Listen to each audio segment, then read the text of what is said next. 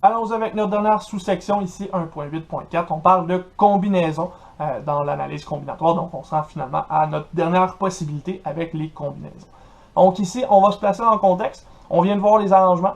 On vient de voir qu'on sélectionnait certains éléments dans un ensemble au complet et qu'on les plaçait dans un ordre. En particulier, si j'avais les trois lettres A, B et C et que je choisissais A et B, puis que je choisissais B et A, ben AB, c'est différent de BA parce que c'est pas le même ordre ici pour l'apparition de mes lettres. Mais qu'est-ce qui se passe si cet ordre-là, je décide qu'il est plus important? Donc finalement, AB et BA, ça revient au même. Qu'est-ce qui se passe en réalité ici? C'est que je pourrais mettre les trois lettres dans une urne et je pourrais choisir deux lettres en même temps. Et à ce moment-là, peu importe c'est quoi les mots que je peux faire avec, c'est pas grave, c'est les deux mêmes lettres. Donc on vient de définir ici ce qu'on appelle une combinaison. Définition d'une combinaison, en gros, c'est une sélection non ordonnée. Donc AB ou BA, peu importe l'ordre qu'on utilise, c'est la même chose. C'est une sélection non ordonnée de R éléments différents, pris R à la fois dans N éléments différents. Donc supposons que, je vous rappelle, on avait une urne avec les trois lettres. Je sélectionne deux lettres en même temps, et ces deux lettres-là, ce sera ma combinaison que je vais avoir obtenue.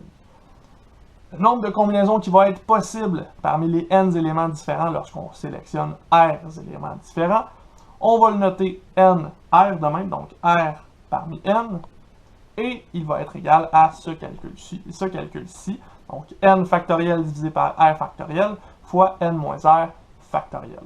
On remarque que ça ressemble beaucoup aux arrangements. La différence, c'est qu'on divise par R factoriel, parce qu'ici, l'ordre n'a pas d'importance. Donc, plutôt que de sélectionner R factoriel de façon différente d'organiser les lettres, on va diviser par ça ici pour avoir moins de possibilités pour nos combinaisons. On pourrait faire quelques exemples de calcul, justement, des combinaisons comme ça pour s'habituer. Donc, premièrement, ici, question claire 1.11, on y va avec la partie A. On a à choisir 3 éléments parmi 12. Pour faire ça, on utilise une formule 12 factoriel divisé par 3 factoriel fois 12 moins 3 factoriel. Alors, on a N, R et N moins R. Et ça ici, ça nous donne 12 factoriel sur 3 factoriel multiplié par 9 factoriel. Le 12 factoriel et le 9 factoriel vont se simplifier. Il va nous rester 12 fois 11 fois 10 qu'on divise par 3 fois 2 fois 1. Dans ce cas-ci, on peut essayer de simplifier un peu nos expressions. Le 12 et le 3 peuvent se simplifier, il va nous rester 4 au-dessus fois 11. Le 10 et le 2 peuvent se simplifier, il va nous rester 5 en haut. Et on divise par 1. Donc, il nous reste à faire 4 fois 11 fois 5. 4 fois 5, c'est 20. 20 fois 11, c'est 220. Divisé par 1. Et à ce moment-là, ben, ça nous donne 220 directement. Là, je n'ai pas vraiment de place. Je peux réécrire 220 comme ça ici. Donc, choisir 3 éléments parmi 12 si l'ordre n'a pas d'importance, ça correspond à 220 méthodes différentes. On poursuit en B avec choisir 9 éléments parmi 12. Dans ce cas-ci, si on écrit notre formule, on devrait se rendre compte de quelque chose de particulier. Donc, 9 factoriel, 12 moins 9 factoriel. On réécrit ça de la bonne façon. 12 factoriel sur 9 factoriel multiplié par 12 moins 9, c'est 3. Donc, 3 factoriel. Et là, ça ressemble pas mal à ce qu'on avait juste au-dessus. Donc, 9 factoriel fois 3 factoriel, si on l'inverse, ça donne 3 factoriel fois 9 factoriel. Et ça, on a le droit de le faire. On a une opération qui est commutative. Donc, ici, ça va nous donner le même résultat qu'on avait juste au-dessus. Donc, 9 parmi 12, c'est 220 également. On a la même solution pour un problème où on a des chiffres qui se sont inversés, donc le 3 et le 9 ici, parce que lorsqu'on va faire notre N-R, ça va redonner exactement le 9 qui était ici. Donc on a comme une symétrie qui s'observe lorsqu'on fait des combinaisons. On peut y aller aussi avec 1 parmi 12. Dans ce cas-ci, 1 parmi 12, si on utilise notre formule, 12 factoriel divisé par 1 factoriel fois 12 moins 1 factoriel, c'est la même chose que 12 factoriel sur 1 factoriel fois 11 factoriel. 12 factoriel et 11 factoriel, ça va se simplifier. Il va me rester 12 au-dessus et 1 factoriel en dessous. 1 factoriel, c'est 1. Donc ça ici, c'est égal à 12.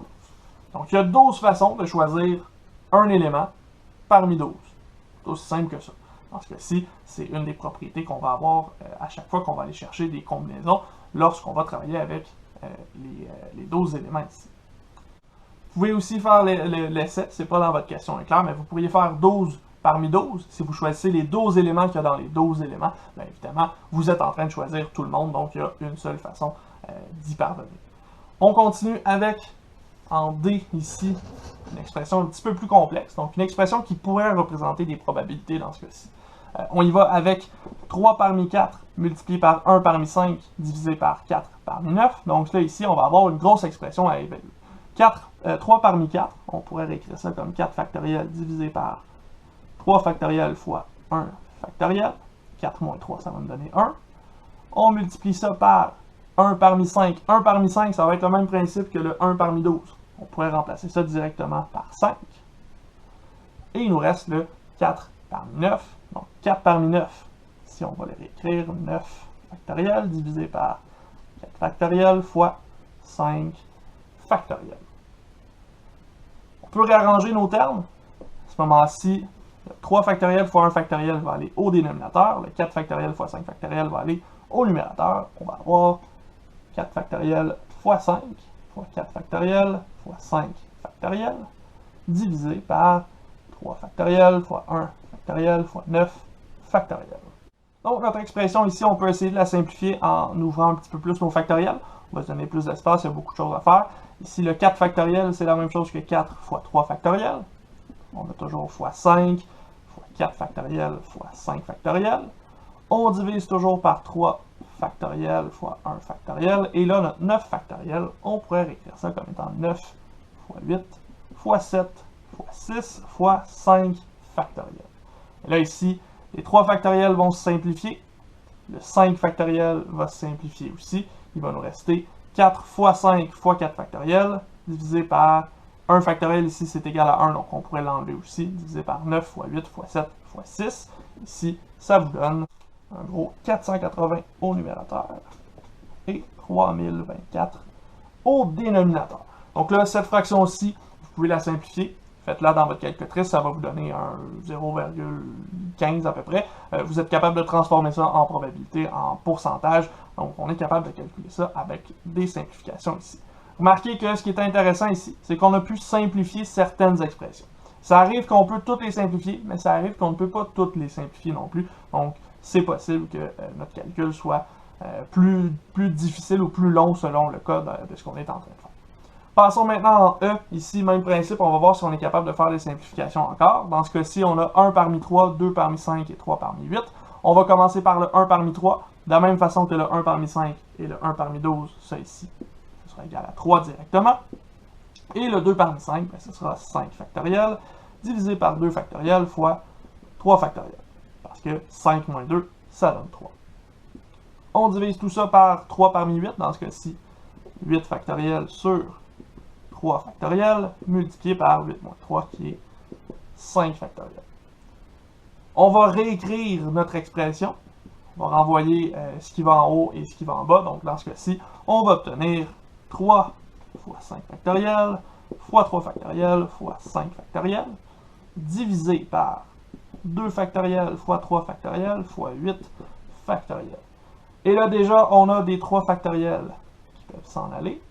Donc, on va essayer de simplifier un petit peu l'expression qui nous reste parce que c'est pas nécessairement super facile pour l'instant. Donc, on va y aller avec un petit peu de simplification. Le 3, on peut rien faire. Le 5, on peut écrire que c'est 5 fois 4 fois 3 fois 2 factoriel. Pourquoi 2 factoriel? Parce que j'en ai un en dessous. Je vais pouvoir faire des simplifications. Et j'ai un deuxième 5 factoriel qui ne bougera pas.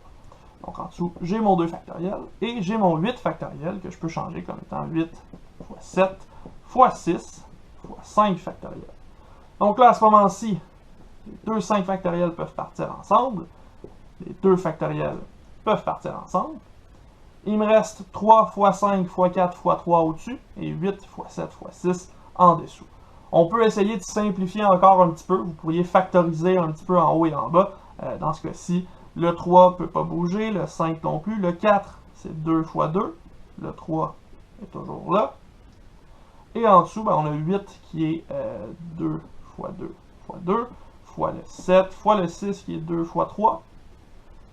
Donc, on pourrait commencer à faire d'autres simplifications. 2 et 3 peuvent partir ici. On a un des deux en dessous qui peut partir avec celui qui est au-dessus.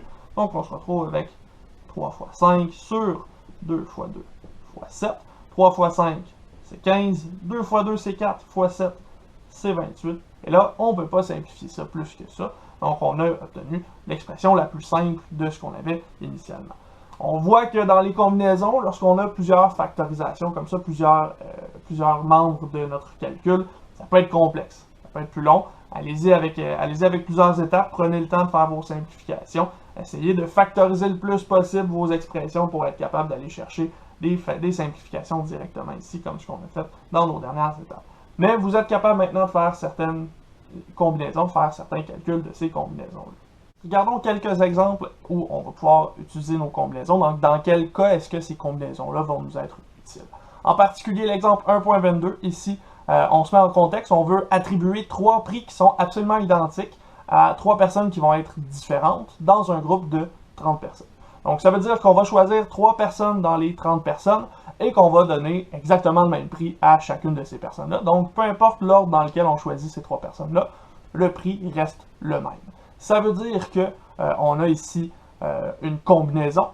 On va choisir 3 personnes et l'ordre n'a pas d'importance. Donc, on veut savoir combien est-ce qu'il y a de possibilités ici. On va aller calculer 3 parmi 30. Donc, on calcule 30 factoriel divisé par 3 factoriel fois 27 factoriel. Le 30 factoriel et le 27 factoriel vont se simplifier. Notre 30 factoriel va devenir 30 fois 29 fois 28. Et il nous reste 3 fois 2 fois 1 en dessous. On calcule ça et on obtient 4060 cas possibles. Donc, il y a 4060 façons de choisir 3 personnes différentes parmi 30 personnes sans que l'ordre soit important dans ce cas-ci. On regarde maintenant l'exemple 1.23 où on va cette fois-ci aller chercher une probabilité. Dans ce cas-ci, on demande quelle est la probabilité qu'on forme un jury de 12 personnes qui sera constitué de 5 hommes qui sont sélectionnés parmi 14 hommes et de 7 femmes qui sont sélectionnées parmi 18 femmes.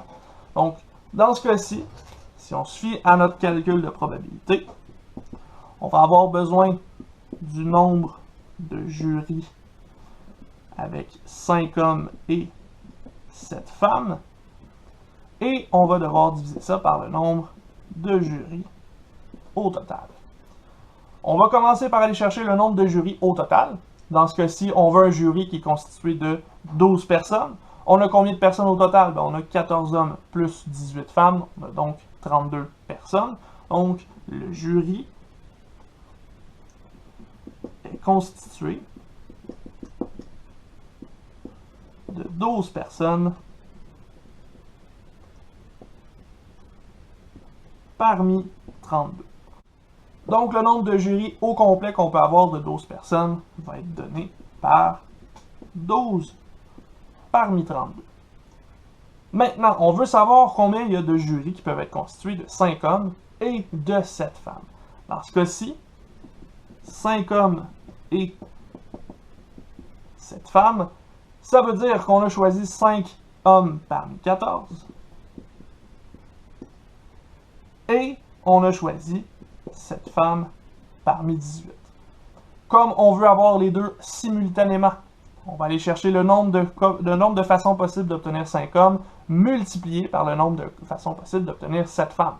C'est notre principe de multiplication qu'on a vu au début de la session, au début de cette section-ci plutôt. Donc, notre nombre de jurys de 5 hommes et de 7 femmes, on le calcule de cette façon-ci. 5 parmi 14 multiplié par 7 parmi 18. On utilise notre principe de multiplication pour obtenir ce résultat-là. Donc, notre probabilité, elle sera égale au nombre de 5 hommes et 7 femmes. Donc, 5 parmi 14 multiplié par 7 parmi 18.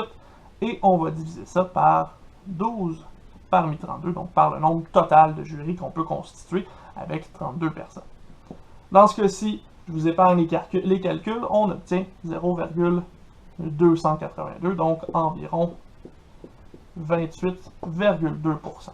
Ça veut dire que si vous constituez un jury au hasard avec 12 personnes parmi 32, il se trouve à y avoir 28,2% de chances que vous obteniez 5 hommes et 7 femmes si vous aviez dans vos 32 personnes 14 hommes et 18 femmes. Donc, on vient d'utiliser nos combinaisons pour calculer une première probabilité. Regardons un dernier exemple ensemble, un petit peu plus complexe celui-là, mais il va nous permettre d'utiliser des combinaisons pour aller chercher une probabilité encore une fois. Donc, dans ce cas-ci, on cherche la probabilité d'obtenir une paire dans une main de poker de 5 cartes. Donc, une paire, c'est deux chiffres pareils ou deux figures pareilles lorsqu'on a notre main de 5 cartes avec le jeu de cartes traditionnel à 52 cartes.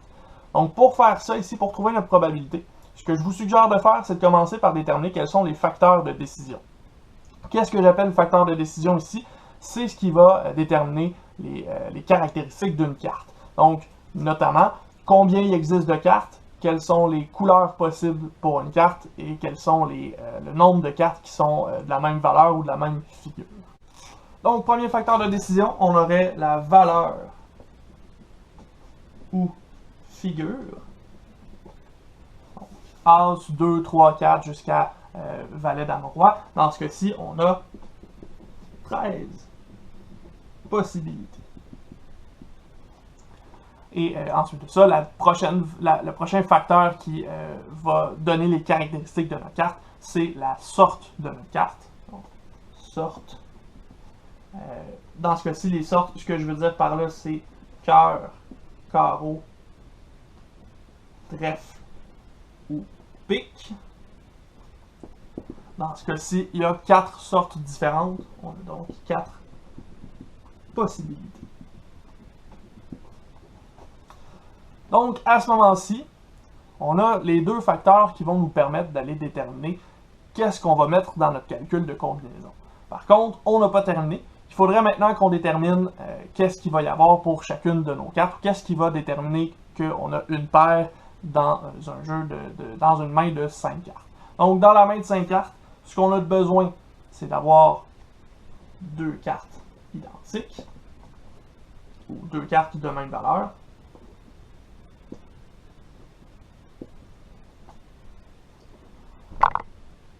Et on veut avoir 3 cartes de valeurs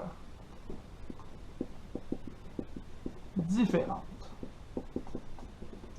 Donc, on a besoin de 2 cartes qui vont avoir la même valeur, peu importe la sorte, et on va avoir besoin de 3 cartes qui vont avoir des valeurs différentes. C'est important que ce soit des valeurs différentes, sinon on n'a pas une seule paire, on peut avoir 2 paires ou 3 paires. Maintenant qu'on a sorti les facteurs de décision, on est prêt à aller sélectionner qu'est-ce qui va se multiplier ensemble, qu'est-ce qui va nous donner le nombre de possibilités dans ce cas-ci. Donc, on va y aller pour la paire. On a 2 cartes de même valeur, donc ici, il faut déterminer combien de valeurs différentes on pourrait avoir. On a 13 possibilités, c'est ce qu'on a donné dans nos facteurs, donc on a une valeur parmi 13. Donc, on va avoir un parmi 13 de cette façon-là. Et la valeur qu'on veut avoir, on va la retrouver dans 2 sortes différentes parce qu'on va avoir 2 cartes. C'est une paire, donc 2 cartes. Et les sortes qu'on a, on en a 4. On ne pourra pas avoir 2 fois la même valeur dans une sorte, ça n'existe pas. Il y a seulement un seul 2 de cœur, il n'y en a pas 2, donc on peut seulement en avoir un. Ça veut dire qu'il va nécessairement falloir prendre 2 sortes différentes. Donc on va avoir 2 sortes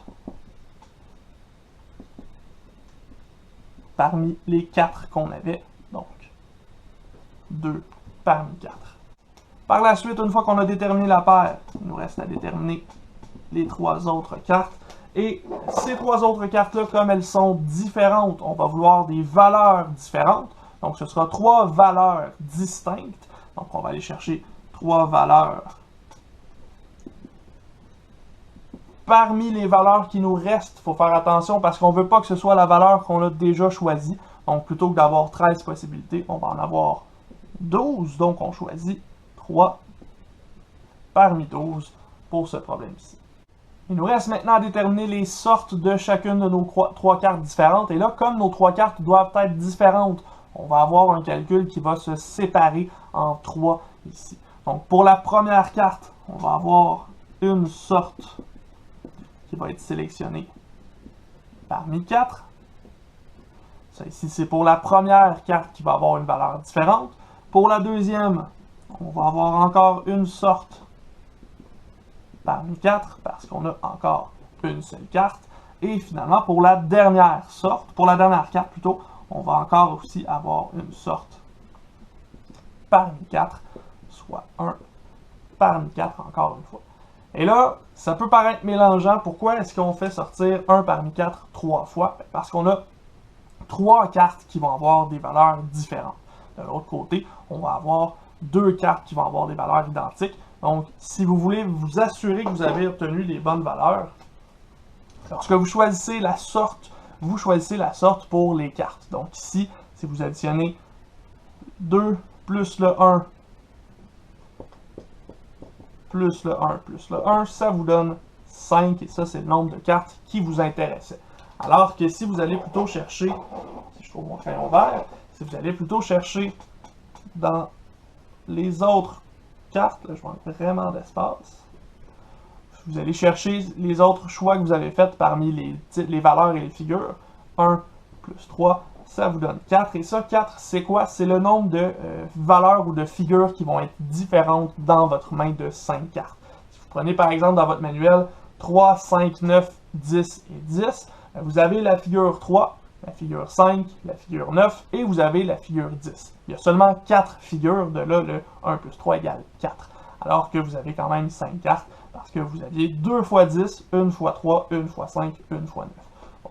C'est un truc pour se souvenir où on place nos combinaisons lorsqu'on fait notre calcul. Ceci étant dit, on peut l'effectuer, notre calcul justement, la probabilité à ce moment-là. Ce sera quoi? Bien, ce sera l'ensemble des combinaisons possibles. Donc on veut que ce soit 1 parmi 13 et 2 parmi 4 pour obtenir la paire. Et on veut 3 parmi 12 et 1 parmi 4 et 1 parmi 4 et 1 parmi 4 parce qu'on a 3 cartes différentes ici. On veut avoir les 3 cartes différentes. Et finalement, on divise par le nombre total de possibilités qu'on a, le nombre total de combinaisons de 5 cartes qui existent dans un jeu de cartes. Donc on a 5 cartes parmi 52. Et ça ici, si vous faites le calcul, c'est approximatif, ça devrait vous donner environ 42,3%. Donc vous avez environ 42,3% de chance d'avoir une paire si vous avez 5 cartes au poker avec 52 cartes dans votre jeu de cartes. Donc ça fait le tour cette fois-ci de la section 1.8. On vient de faire le tour d'une analyse combinatoire. Je vous invite à aller sur le portail dans la section documents supplémentaires. J'ai déposé un document d'aide pour l'analyse combinatoire pour savoir qu'est-ce que vous faites comme choix. Quand est-ce que vous choisissez le principe de multiplication? Quand est-ce que vous choisissez les permutations? Quand est-ce que vous allez choisir l'arrangement? Et quand est-ce que vous allez choisir les combinaisons? Donc allez consulter ça. Ça va vous aider dans votre étude et dans votre compréhension surtout de ce qu'on vient de faire. Pour l'instant, nous, on se quitte avec ça. On va se revoir dans une prochaine vidéo avec la section 1.9. On va parler de probabilité conditionnelle et des événements qui sont indépendants.